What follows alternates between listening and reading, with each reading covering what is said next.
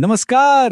ચાલો આજે વાત કરીએ અંગ્રેજી ગ્રામરના એક એવા ટોપિકની જે ખૂબ જ પાવરફુલ છે. એ છે મોડલ વર્બ્સ એટલે કે સહાયક ક્રિયાપદો. આ એવા ખાસ શબ્દો છે જે આપણી વાતમાં લાગણી, શક્યતા અને ભાર ઉમેરે છે. તો ચાલો શરૂ કરીએ. તો સૌથી પહેલો સવાલ, આ મોડલ વર્બ્સ છે શું? બરાબર ને? એકદમ સરળ શબ્દોમાં કહીએ તો આ એવા મદદગાર ક્રિયાપદો છે. એ જાતે પૂરો અર્થ નથી બનાવતા, પણ મુખ્ય ક્રિયાપદ સાથે જોડાઈને વાક્યને એક નવો જ અર્થ આપે છે. જેમ કે કોઈ કામ કરવાની ક્ષમતા છે કે કોઈ વાતની શક્યતા છે. આજે આપણે કઈ રીતે આગળ વધીશું એની આ રહી રૂપરેખા. પહેલા સમજીશું કે મોડલ વર્બ્સ શું છે, પછી ક્ષમતા અને સંભાવનાની વાત કરીશું, એ પછી પરવાનગી અને વિનમ્રતા, અને પછી ફરજ અને સલાહ, અને છેલ્લે બધું જ ફટાફટ રિવાઇઝ કરી લઈશું. તો ચલો સૌથી પહેલા વિભાગમાં ડૂબકી મારીએ. ક્ષમતા અને સંભાવના. આ એવા મોડલ્સ છે જે એ બતાવે છે કે કોઈ વ્યક્તિ શું કરી શકે છે, અથવા તો કોઈ ઘટના બનવાની કેટલી શક્યતા છે. અને આમાં સૌથી પહેલો અને કદાચ સૌથી વધુ વપરાતો શબ્દ છે કેન.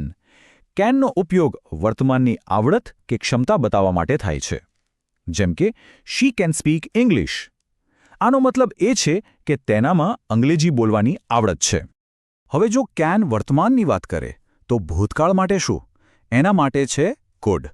કુડનો ઉપયોગ કોઈ એવી ક્ષમતા બતાવવા માટે થાય છે જે ભૂતકાળમાં હતી.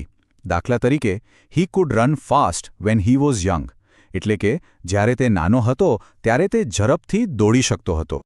ચાલો હવે ક્ષમતાની દુનિયામાંથી બહાર આવીને શક્યતાઓની દુનિયામાં જઈએ. મેનો ઉપયોગ ત્યારે થાય છે જ્યારે કોઈ વાતની ખાતરી ન હોય પણ શક્યતા હોય. જેમ કે ઇટ મે રેન ટુડે, જેનો અર્થ છે આજે કદાચ વરસાદ આવી શકે. પાક્કું નથી પણ શક્યતા છે. મેનો જ એક નાનો ભાઈ છે માઇટ. માઇટ પણ સંભાવના જ બતાવે છે, પણ જ્યારે શક્યતા મે કરતાં પણ ઓછી હોય ત્યારે. It might snow tomorrow. આનો અર્થ છે કે કાલે કદાચ બરફ પડી શકે છે, પણ એની શક્યતા ઘણી ઓછી છે. સારું, તો અત્યાર સુધી આપણે ક્ષમતા અને શક્યતાની વાત કરી. પણ અંગ્રેજી ભાષામાં વિનમ્રતા પણ એટલી જ જરૂરી છે, ખરું ને? ચાલો જોઈએ કે આ મોડલ્સ એમાં કેવી રીતે મદદ કરે છે. યાદ છે આપણે મેની વાત શક્યતા માટે કરી હતી. વેલ, એનો બીજો એક ખૂબ જ અગત્યનો ઉપયોગ છે, અને એ છે ઔપચારિક રીતે પરવાનગી માંગવા માટે. જેમ કે મે આઈ સિટ હિયર, એટલે કે શું હું અહીં બેસી શકું? આ પૂછવાની ખૂબ જ નમ્ર રીત છે. અને જુઓ, કુડ અહીં ફરીથી આવે છે, પણ આ વખતે ભૂતકાળની ક્ષમતા બતાવવા માટે નહીં, પણ વર્તમાનમાં કોઈની પાસે વિનમ્રતાથી મદદ માંગવા માટે. Food you help me please? A can you help me કરતાં ઘણું વધારે વિનમ્ર લાગે છે. અને જ્યારે વાત આવે છે વિનમ્રતાથી કંઈક ઓફર કરવાની, ત્યારે વુડનો કોઈ જવાબ નથી. જેમ કે would you like some tea, એટલે કે શું આપને ચા લેવી ગમશે? આ કોઈને કંઈક ઓફર કરવાની સૌથી સભ્ય રીત છે.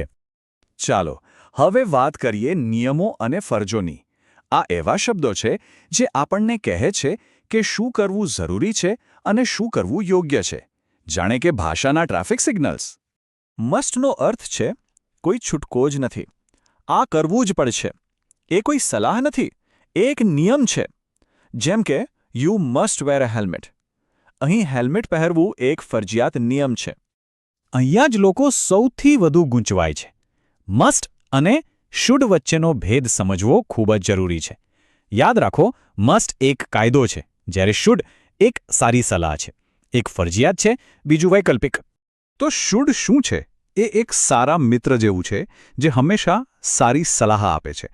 જેમ કે you should drink more water, એટલે કે વધારે પાણી પીવું જોઈએ. આ એક ફાયદાકારક સૂચન છે, કોઈ નિયમ નથી. હવે શુડનો એક વધુ ગંભીર ભાઈ છે, ઓટ ટુ. આ ખાલી સારી સલાહ નથી, આ એક નૈતિક જવાબદારીની વાત છે. જેમ કે વી ઓટ ટુ હેલ્પ ધ પુઅર, જેનો અર્થ છે કે ગરીબોની મદદ કરવી આપણી નૈતિક ફરજ છે. તો વિચારો, વડીલોનો આદર કરવો એ શું છે? શું એ શુડ છે, એટલે કે એક સારી વાત, કે પછી એ ઓટ ટુ છે, એટલે કે આપણી નૈતિક ફરજ? આ જ તો ભાષાની અને એના નાના નાના ભેદોની મજા છે. વાહ, આપણે ઘણું બધું શીખી લીધું. તો ચાલો બધું ભૂલાઈ જાય એ પહેલાં ફટાફટ એક નજર કરી લઈએ કે આપણે શું શું સમજ્યા. જુઓ, આ ટેબલ બધું જ એકદમ સરળ કરી દેશે. ક્ષમતા માટે કેન, ભૂતકાળની ક્ષમતા માટે કુડ, પરવાનગી માટે મે અને સંભાવના માટે મે અથવા માઇટ. જો કોઈ મજબૂત ફરજ હોય તો મસ્ટ અને માત્ર સલાહ હોય તો શુડ. અને હા, વિનમ્ર પ્રસ્તાવ માટે વુડ. અને એકદમ યાદ રાખી લેજો. તો હવે જ્યારે આ બધા શક્તિશાળી શબ્દોની સમજ મળી ગઈ છે, સવાલ એ છે કે આનો ઉપયોગ કેવી રીતે કરવામાં આવશે. આ શબ્દો કોઈ પણ વાતચીતને એક નવું જ સ્તર આપી શકે છે. બસ હવે આ જ જ્ઞાનને વાપરવાની શરૂઆત કરવાની છે.